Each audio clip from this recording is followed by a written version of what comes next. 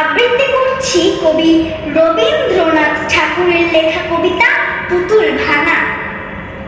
27-27 আমি বলেছিলাম বলে গুরু মশাই আমার পরে উঠল রাগে জ্বলে। মাগো তুমি 5 পয়সায় এবার রথের দিনে সেই যে রঙিন পুতুলখানি আপনি দিলে কিনে। খাতার নিচে ছিল ঢাকা, দেখালে এক ছেলে। গুরু মশাই রেগে মেগে ভেঙে দিলেন ফেলে।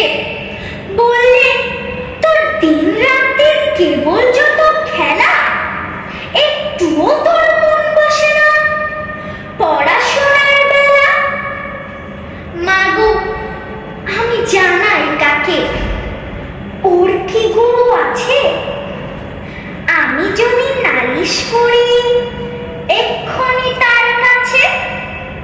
কোন রকম খেলার পুতুল নেই কি মা ওর ঘরে?